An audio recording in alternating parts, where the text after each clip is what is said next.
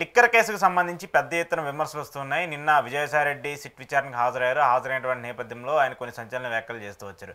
గతంలో లిక్కర్ కేసుకు సంబంధించి దానికి నాకు ఎలాంటి సంబంధం లేదు, మొదటి 3 నెలల్లోనే ఆ లిక్కర్ పాలసీకి సంబంధించి నా ప్రమేయం ఉంది, కానీ ఆ తర్వాత ప్రభుత్వం తీసుకున్నటువంటి నిర్ణయాలు కావచ్చు, ప్రభుత్వం చేపట్టినటువంటి రూపకల్పనకు ఎలాంటి సంబంధం లేదంటూ కూడా ఆయన మాట్లాడుతూ వచ్చారు. రాజ్ కసిరెడ్డి మినహాయిస్తే ఈ కేసుతో మిగతా వాళ్ళకి సంబంధం ఉంటుందని నేను అనుకోవట్లేదంటూ కూడా విజయసాయిరెడ్డి కొన్ని కీలక వ్యాఖ్యలు చేస్తూ వచ్చారు. విజయసాయిరెడ్డి గారు ఆయన బయటకు వచ్చిన ప్రతిసారి మీడియా సమావేశం పెట్టి ఒక బాంబు పేలుస్తున్నారు. నిన్న కూడా ఆయన పెట్టి నేను 2వ స్థానం కాదు 2000వ స్థానంలో ఉన్నానన్నారు. దాంతోపాటు లిక్కర్ కేసుకు సంబంధించి ఆయన రాజ్ కసిరెడ్డిని టార్గెట్ చేస్తూ మాట్లాడుతూ వచ్చారు, కానీ ఇంకా మిగతా వాళ్ళ వైసీపీ వాళ్ళకి సంబంధించి ఎక్కడ కూడా పెద్ద మాట్లాడలేదు. ఇంకో పాయింట్ ఏంటంటే ఆయన రాజకీయాల్లోకి నేను రానని మీకు ఏమైనా చెప్పానా, నాకు రావాలనుకుంటే వస్తాను, మీ పర్మిషన్ ఏమైనా తీసుకోవాలంటూ కూడా మాట్లాడుతూ వచ్చారు. ఎలా చూడాలి వీటన్నిటిని? ముందు ఈ మాట్లాడిన ఈ పోస్కోలు కబుర్లు కన్నా ఫస్ట్ అసలు ఈ కేసులో వైఎస్ఆర్సీపీలో ఉన్నంతకాలం లిక్కర్ కేసులో ముద్దాయిగా ఉన్నాడు, ఇవాళ సాక్షి అయిపోయాడు. ఇది గమనించండి ఫస్ట్.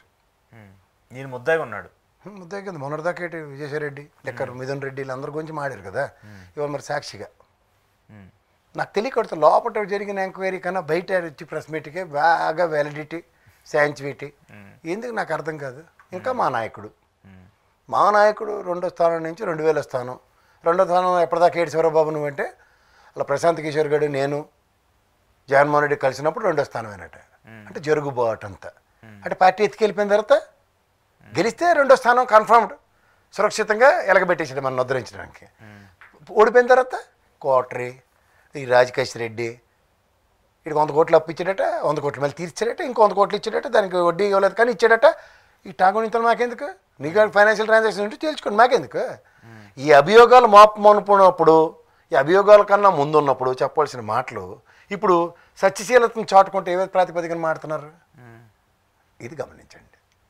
ఇది దీంట్లో ఒక ఇంటర్నల్ హిడెన్. ఇది 2వ స్థానం నుంచి అన్నప్పుడు చూద్దాం. 2వ స్థానంలో ఉన్నప్పుడు పార్టీ అధికారంకి వచ్చింది. ప్రశాంత్ కిషోర్ గడి ధర్మమా లేకపోతే ఆడు పని చేశాడు నువ్వు పని చేసావు ఇవన్నీ పక్కదిద్దాం కాసేపు. 2వ స్థానం దిగిపోయారు అన్న అపోహను మీరు క్రియేట్ చేసుకుని మాకెవరికి చెప్పకుండా మొత్తం పార్టీని బస్ట్ పెట్టించారా? కోర్టు ఆపరేషన్ ఇదేమన్నా? కారులో సరిగ్గా కూర్చోండి సార్, డోర్ సరిగ్గా వెళ్ళేదా, ఇలాంటి ఓవర్ యాక్షన్ అని చూసాం కదా మన గతంలో. అంటే కోవర్ట్ ఆపరేషన్ జరిగిందనుకో మరి అంతే కదా దాని అర్థం. ఇప్పుడు ఈ ఎక్కడ ఒక 175 నియోజకవర్గాలు దొరికినట్టు గోతులు తవ్వినట్టే కదా. అయితే ఎంత భయంకరంగా ఎంత బొక్కబోర్లు ఎలా ఓడిపోతారు? ఓడిపోవడం అంటే దాంట్లో పార్టీకి సంబంధించిన వ్యవహారాలు ఎన్ని వ్యవహారాలు అన్ని కలిసి ఉంటాయి కదా. అన్ని వ్యవహారాలు చక్కబెట్టింది నెంబర్ 2గా ఈయనే కదా ఉన్నాడు. ఈయన కూడా ఒకడు, ఈయన కూడా ఒకటి బయటకు వచ్చాడు కదా. 2వ నెంబర్ కాదు, నేను 2వ నెంబర్ కాదని ఎక్స్ప్లెనేషన్ ఇస్తాడు.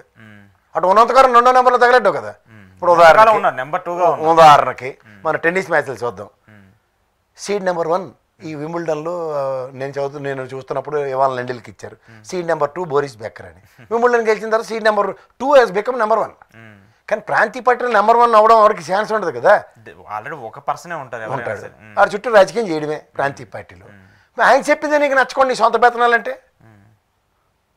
ఆయన చెప్పిందే చేయకుండా చేశాడు అనేది ఆరోపణలు. ఆబ్వియస్లీ అదే కదా. ఇప్పుడు నీకు 2వ ప్లేస్ ఎందుకు కుమిసాలు కలితే ఏడు చెప్పాడే చేయకుండా. ఢిల్లీలో లాబింగ్లు, ఢిల్లీలో నేను బీజేపీ, ఢిల్లీలో నేను మనకి బీజేపీ. ఆ సుజనా చౌదరి సీఎం రమేష్ చంద్రబాబు నాయుడు గారికి ఏడు చెప్పారు, మనోడు అదే చెప్పేవాడు. బీజేపీ లేకపోతే మనం బతికి బట్టకట్లేమని, కాంగ్రెస్ లేకపోతే కూడా మేము బతికి బట్టకట్లేమని అలా భయం పడి కూర్చున్నాడు Jaganmohan Reddy. That's his original nature. సింగిల్గా వెళ్ళాడు, గెలుచుకుంటూ వచ్చాడు. గెలిపోవటమో ఎదిరించే ధైర్యం సామర్థ్యం అతనికి ఉంది. మనోడికి ఎదిరించే ధైర్యం సామర్థ్యం లేదు, ఒప్పుకోవాలి కదా అది. సో బీజేపీతో లాబింగ్ జరగనందుకు ఓడిపోయింది వైసీపీ.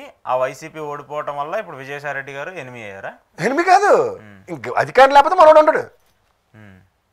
అప్పుడు 14లో కూడా అధికారం లేదు కదా, మరి అప్పుడు ఏంటి చేసేవాడు? అధికారం ఎవరు ఇచ్చారు? జగన్మోహన్ రెడ్డి. అలా సోమిరెడ్డి మిస్టేక్కి మనోడు రాజ్యసభ ఎంపీ అయ్యాడు కదా. అప్పుడు కూడా అధికారమే పరమావధి కదా. అప్పటికి ఎంపీ సీట్ ఇచ్చారు, కేంద్రంలో మంచి హోదాని కల్పించారు. ఓకే, ఇవి గమనించండి. సో జరుగుబాటు అంత సుఖం లేదు. ఇప్పుడు రాజకేష్ రెడ్డి జ్ఞాపకం వచ్చాడు. బ్రెవరేజ్ కార్పొరేషన్లు ఇవన్నీ అప్పుడు చేస్తున్న వాళ్ళు అందరూ మాట్లాడుతున్నాం కదా. మేము అందరం ప్రభుత్వమే చేస్తున్నప్పుడు, ప్రభుత్వం మీద అపవాదం వచ్చినప్పుడు పార్ట్ అండ్ పార్సల్స్గా ఉన్నాడు ఇప్పుడు రాజకేష్ రెడ్డి. లెక్కర్ చేయలేదు, ఢిల్లీ లెక్కర్ స్కామ్లు మీ అల్లుళ్ళు మీరే కదా, కుటుంబాలే కదా. ఎవరికి తల అల్లుడు కూడా ఉన్నాడు కదా, వీళ్ళు అల్లుడే చేసాడు కదా మొత్తం, సరెండర్ అయిపోయాడు కూడా, మళ్ళీ క్లీన్ చిట్ ఏం లేదు దాంట్లో. లేదు ఆయన కూడా వాళ్ళందరూ కేజ్రీవాల్ మాట్లాడడానికి వీళ్ళందరూ ఇన్స్ట్రుమెంట్ల కింద వాడబడ్డారు. నిన్ను వాడతారు ఈసారి, వాడిపించుకో. ఓకే, కష్టమని ఇష్టంలో నిలబడి కాసేపు నువ్వు ఒక్కడే సేఫ్ అయిపోవాలి, స్కిన్ సేఫ్ అయిపోవాలి, మిగిలిన అందరూ దొరికిపోవాలా. పోనీ నిజంగా దొరికిపోవాలంటే జరగాలి కదా, జరిగింది ప్రూవ్ అవ్వమను. అభియోగానికి ఎంత వణికిపోతే మరి 16 నెలలు జైల్లో దేనికి ఉన్నట్టు, ఇన్ని అభియోగాలు దేనికి మోసినట్టు. అంటే జగన్మోహన్ రెడ్డి పక్కన ఉన్నాడు కాబట్టి నాతో పాటు నువ్వు, నీతో పాటు నేను, నువ్వు లేక నేను లేని సినిమాలో రాజారెడ్డి కాడి నుంచి రాజకీయం చేస్తున్నాడువి, చూస్తున్నాడువి, వాళ్ళ కుటుంబం ఏటో, ఆ పిల్లలు ఏటో, అవేంటి తెలియకుండా ఇవాళ వచ్చే ప్రవచనాలు, జగన్మోహన్ రెడ్డి మారిపోయాడు, నా మాట వింటలేదు, ఈ ఉడికిపోతాను అలా ఎవరికి. కానీ ఆయన ఎక్కడా కూడా అంటే పార్టీకి సంబంధించి ఈ మాట్లాడాడు కాబట్టి లిక్కర్ కేసుకు సంబంధించి కసిరెడ్డి మినహాయిస్తే ఆయన ఎవరిని కూడా పెద్దగా టార్గెట్ చేసింది కావచ్చు. దానికి సంబంధించి ఏమని టార్గెట్ చేస్తాడు, ఎవరిని టార్గెట్ చేస్తాడు, చేసిందంతా కొంప ముంచిందంతా నువ్వు ముంచిపోయి ఎవరిని టార్గెట్ చేస్తే ఎవడు ఊరుకుంటాడు అక్కడ. కొంప ముంచేది ఏంటంటే ఆయనతో పాటు ఇంకా పార్టీలు చాలా మంది ఉన్నారు కదా, పార్టీకి సంబంధించి చెప్పాడు కదా. అలా కాదు, పార్టీలు నీతో పాటు ఉన్నారు, ఉన్న వాళ్ళందరికీ 8 ఛాలెంజ్లు నెంబర్ 2 ప్లేస్లో నువ్వే ఉన్నావు కదా, ఉద్ధరించింది నువ్వే కదా నిన్నటి దాకా ఎలక్షన్ దాకా. అప్పుడు ఆ ప్రశాంత్ కిషోర్ గారిని నెత్తికెక్కించి, ఇప్పుడేమో రిషి గారిని నెత్తికెక్కించి భరించింది చచ్చింది అంతా ఆలే కదా. అప్పుడే నోట్లో మట్టిగడ్డలు పెట్టి కూర్చున్నారు రేటే, చెప్ప తగలాలి కదా, అప్పుడే బయటికి రా. అప్పుడు నీ గురించి ఆలోచించి బయటకు వచ్చి, అరే కరెక్ట్ పార్టీ లైన్లో ఇది, పార్టీకి ఎంత కష్టం జరగబోతోంది, నేను ముందే చెప్పాను కదా 11 స్థానాలు పరిమితం అవుతాం, ఇబ్బందికరంగా ఉంది, అందుకే నేను బయటకు వస్తున్నాను.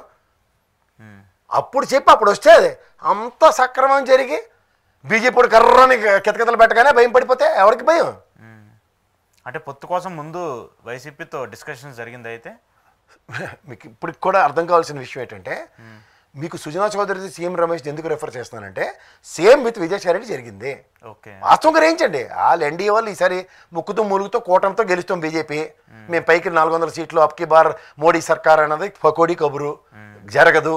మాకు ఆంధ్రప్రదేశ్లో గోపేటలో ఎవడున్నాడు, ఉన్నప్పుడు అంటే జగన్మోహన్ రెడ్డి ఉంటాడు, ఉన్నప్పుడు ఏంటి దా అని మనం వాడుతుండ్రు, వాడుతుంటే జగన్మోహన్ రెడ్డి నో ఎవడైనా అది ఐఎన్డీఏ కూటమి ఉన్నాడు, బీజేపీ ఉన్నాయి, గెలిచిన తర్వాత ఎలక్షన్ తర్వాత చూద్దాం. At the cost of state ప్రయోజనాలు, 5 ఏళ్ళలో స్టేట్ ప్రయోజనాలు పరిరక్షించినందుకు బీజేపీకి బిల్లులు మాత్రమే బయట నుంచి సపోర్ట్ ఇవ్వడం తప్ప ఇంకేది. మినిస్టర్ ఇవ్వండి, తొక్క ఇవ్వండి, తోటకి రోజు విజయసాయిరెడ్డికి మినిస్టరే.